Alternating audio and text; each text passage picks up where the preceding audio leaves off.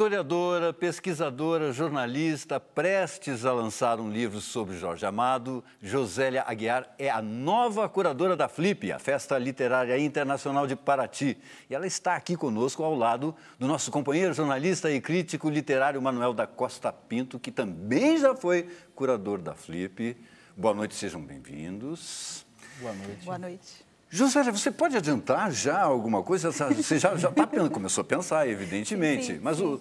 O que você pode falar? Não, o que dá para dizer é que todo curador começa com uma lista de maravilhas né, que ele gostaria de trazer, e a primeira notícia triste é que essas pessoas às vezes não vêm ao Brasil porque não viajam, ou não gostam, ou tem uma agenda muito comprometida por 2, 3 anos pela frente. Então você começa a tentar diminuir sua expectativa, e é um pouco essa tensão entre o que você pensa lista? mesmo. Já tem uma sim, lista? a gente de vai quantos fazendo nomes? listas. Não vou perguntar quem, mas quantos nomes? Então, a lista ela vai crescendo. Vai a lista crescendo, ela vai só diminuindo. vai crescendo. Você começa com os que você sonha trazer. Daí você vai ouvindo muita gente, né? Você tem que ouvir críticos, editores, você vai pesquisando também, né, em revistas internacionais e nacionais. E aí essa pesquisa toda faz você ir acrescentando nomes que você acha muito interessantes e que podem se encaixar na programação. É uma pesquisa muito longa e que depende também dessas pessoas depois toparem vir. E eu fiquei sabendo que você gostaria que o homenageado fosse o Lima Barreto, é isso? Sim, não é segredo que é um preferido meu, né? Há uns 3 anos fizemos uma campanha na internet para a Flip homenagear o Lima Barreto, né? Então, Você capitaneou essa Não, era campanha, foi isso? a capitã chama Denise Botman, que é a tradutora muito conhecida de todo mundo. Ela falou, vamos fazer um abaixo-assinado. Quando eu vi, já tinha 10 nomes, era o João Baldo, Gilberto Gil, pessoas, o Nicolau Sevicenko, o historiador importantíssimo, já falecido, que é um defensor do Lima Barreto. Então, a lista tinha tão grandes nomes que vamos lá, vamos continuar. E depois que a gente reuniu 1000 nomes, a gente chegou a mandar para o Mauro Munhoz, que foi que me contratou. E ele acho que ele não lembrava exatamente dessa história do Lima Barreto. Né? Você assina embaixo nessa possibilidade, Lima Barreto? Claro que sim. Claro que sim. Sem dúvida alguma. Seria um excelente nome, né? Ele é fantástico. Mas, de fato, o que ela falou, eu lembrei, você que tem formação psicanalítica, ser curador da Flip é o conflito entre princípio de realidade e princípio do prazer. Verdade. Freudianamente falando. Freudianamente Você entra com o princípio do prazer e se confronta com o princípio de realidade. Exato. Manuel, você foi curador em 2011. 2011. Então fala para a Josélia as dores e as delícias, ou as delícias e as dores de ser um curador da Flip. Vou pegar o caderninho aqui. Não, uma das coisas mais legais é quando você tem assim, o primeiro convidado estrangeiro, que são os mais difíceis de conseguir em geral, né, que aceita. Isso dá uma satisfação, você fala, poxa, já garanti um nome e tal. Isso é super legal. A cada nome que a gente tem confirmado, isso dá um prazer grande, dá vontade de contar para todo mundo, e você tem que não contar nem para quem dorme com você. Não pode, porque alguém tem um amigo que conta para um amigo e vaza. A parte que eu acho que é complicada da Flip, e aí é uma coisa que eu acho que é uma dinâmica que as festas literárias introduziram, é uma certa expectativa do público de transformar a literatura em entretenimento. Então, o público quer muito aplaudir e dar risada.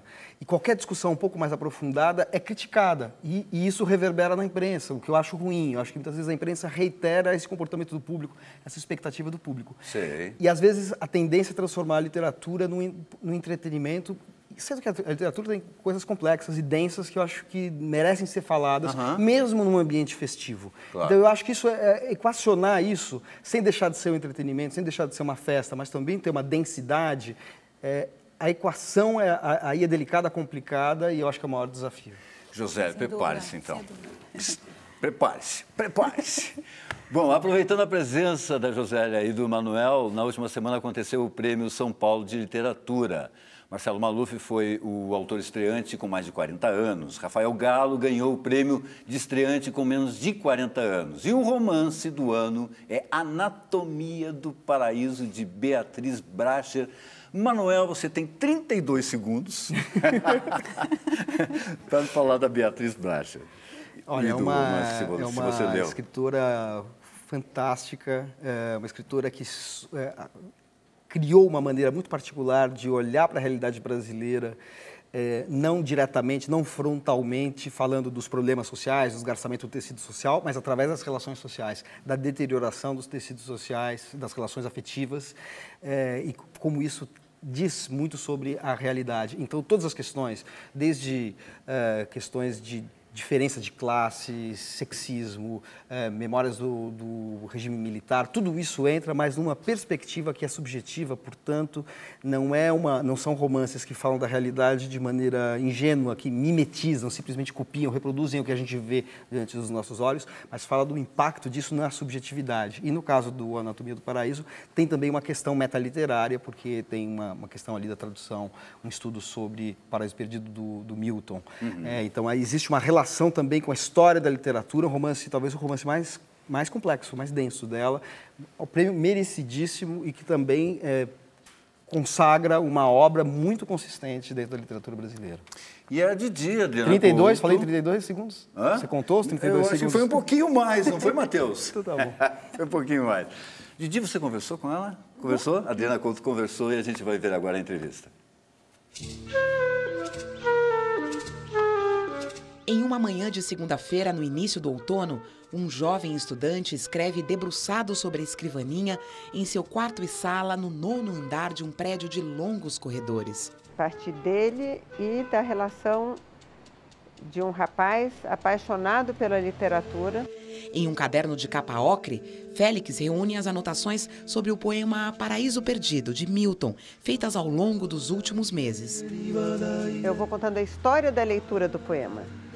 E a história do Félix, como ele vai se enroscando com o poema e com o mundo ao redor dele. Félix imagina cenas escritas por Milton. Assiste ao nascimento de uma deusa armada, igual ao anjo, em beleza e porte. A ideia, no final, é a relação homem-mulher, isso é muito forte, né? E o Paraíso Perdido trata sobre a primeira relação de homem e mulher, que é Adão e Eva. O que está lá em Adão e Eva e que está no Milton está hoje em dia desenvolvido e intocado ao mesmo tempo, que é esse tipo de relação, vamos dizer.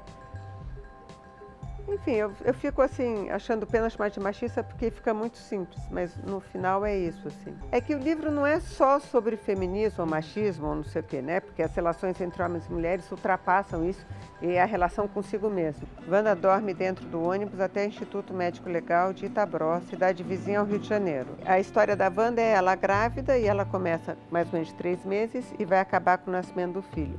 Troca de roupa, veste calça, chaleco marrom, toucas, luva, calça uma bota de borracha branca e entra na sala de autópsia. A gente percebe que um personagem é assim, não assado, não só pelo que é dito, mas como é dito, pela maneira como eu escrevi. Mas o fato de a gente não saber o que ela pensa transforma ela numa pessoa muito mais dura. O fato de ser uma descrição tão minuciosa do que ela faz a gente ter uma concretude da Wanda que a gente não tem no Félix.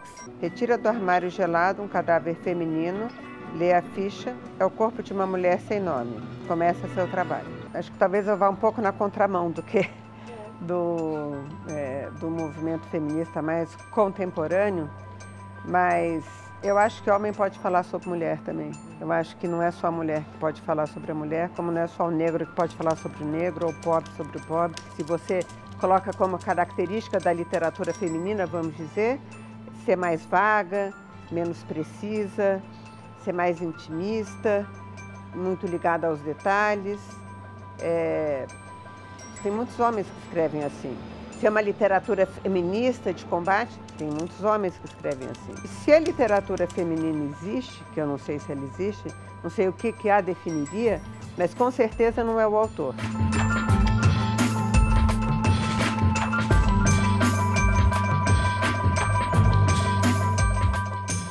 Josélia, existe literatura feminina?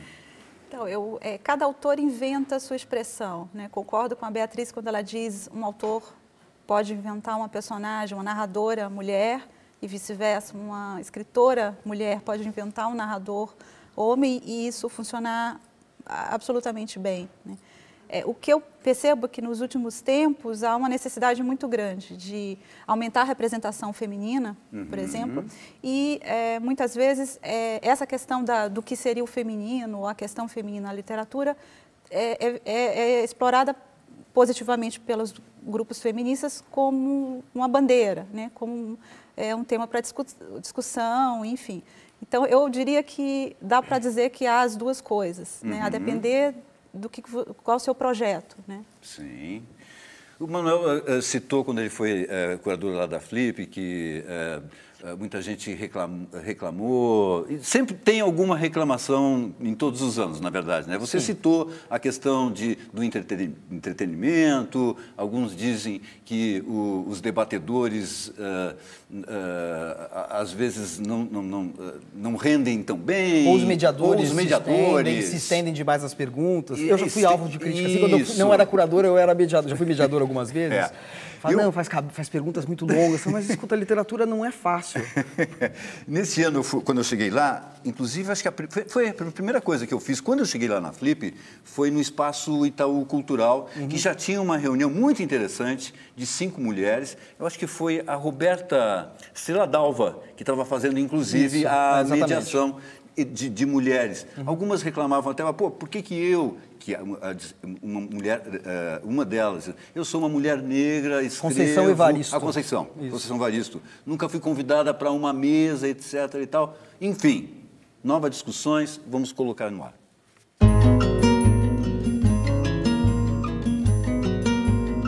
Acho que esse ano teve uma discussão importante em torno da Flip, que é a não presença de autores negros, né, de autores e autoras negras, e a gente teve uma mesa aqui com maioria de mulheres negras, né? Então que seja um espaço onde essa literatura, que talvez seja considerada marginal ou que seja considerada periférica, né, tenha voz e tenha espaço. Uma feira onde possa ser visto os lugares de onde se fala, antes do próprio livro, independente do seu conteúdo. Como eu falei na mesa, não é porque uma mulher está escrevendo que ela vai ser espontaneamente revolucionária e feminista. Não é isso. Mas é de onde ela fala que precisa ser colocado na rua. Muitos dos textos que eu tenho produzido são textos que, antes de tudo, antes de uma reivindicação material, antes de uma reivindicação histórica pelos nossos direitos, é uma reivindicação enquanto personagem negra e enquanto personagem que nos simboliza, é uma reivindicação de reconhecimento pela nossa humanidade. Josélia, você é a segunda curadora da história da Flip, né? Eu estava conversando com o Manuel, eu não sabia se colocar essa questão assim, a segunda mulher, porque, na verdade, você está ali, por acaso você é mulher, mas você está ali por uma série de coisas que correspondem às expectativas, né? Sim, eu trabalho com livros há 12 anos, as pessoas já me conhecem bastante de várias coisas que eu fiz, mas, sem dúvida, há uma... Está sendo muito discutido nesse momento a questão da representação feminina em vários setores, não só na literatura, no mercado editorial, neste ano, como na 40% política. Das mesas, mulheres. Sim, já o curador anterior, o Paulo Werneck, já estava tentando equilibrar esse número, né? Quer dizer, fazendo um esforço para trazer mais mulheres para falar. Então, é sem dúvida uma necessidade muito grande de que as mulheres assumam mais postos e posições. Isso é uma questão, mas eu me sinto à vontade de estar sendo escolhida, porque eu sei que eu tenho um trabalho, enfim, é como a gente estava conversando aqui. Mas eu acho que às vezes esse raciocínio leva a algumas distorções, né? Por exemplo, ano passado, a autora homenageada foi a Ana Cristina César, e criticou-se o fato de que a mesa de abertura só tinha homens falando da escritora. Sim. Quer dizer, daí fica uma obsessão cotista, né? De achar que tem que ter uma cota para tudo. E eu acho que isso é uma distorção. Porque, evidentemente, a Josélia não foi escolhida por ser mulher ou para preencher uma expectativa. É pelo trabalho, pela competência dela, pela história que ela tem no jornalismo cultural. Está escrevendo a biografia do Jorge Amado, o conhecimento que tem. Então, essas questões, elas são importantes, mas elas têm que ser vistas com bom senso e com ponderação, porque acho que a gente não pode exagerar isso. Ao mesmo tempo, eu acho que como curadora, eu tenho é muito necessário que eu tenha um olhar que não se prenda a padrões normativos. Quer dizer, eu vou ter esse cuidado de tentar equilibrar esse número de mulheres, sem dúvida, e tentar buscar uma representação maior de autores negros. Talvez eles não estejam sendo descobertos justamente pelas dificuldades de inserção no mercado, né? A dificuldade de ser publicado, por exemplo, né? Claro. A dificuldade de ser chamado porque não está no circuito, enfim. Então, é também uma preocupação muito grande, né, de tentar resolver um pouco isso. E eu vou colocar mais uma polêmica aí. Bob Dylan ganhou Nobel de Literatura. Vamos ouvir Bob Dylan? Ain't it just like the night you play tricks when you're trying to be quiet? You sit here stranded, though we're doing our best to deny it. And Louise holds our hand, but our rain tempting you to defy it.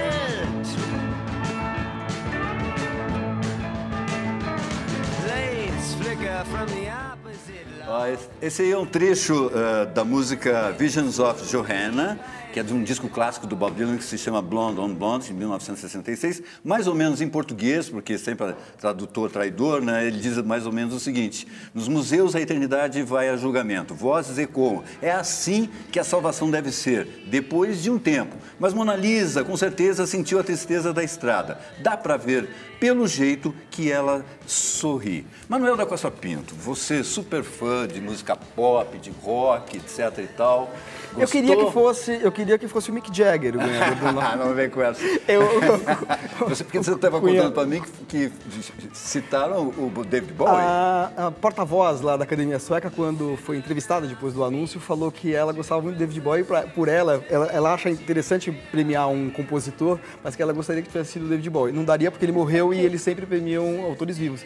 E ela falou, eu adoro o Bob Dylan, mas eu acho que o David Bowie teria sido também uma escolha que para ela teria sido mais interessante. É que nas bolsas de apostas de Londres, o nome do Dylan há algum tempo já vinha aparecendo entre os 10 primeiros. É uma surpresa, sem dúvida, a decisão, mas para quem estava acompanhando as bolsas de apostas, há alguns anos ele já vinha aparecendo. Essa semana ele apareceu junto com o Murakami, junto com outros autores. Mas não tem uma certa polêmica aí, certos autores, escritores, dizendo assim, pô, mas ele não ganhou por ele não é um escritor, evidentemente.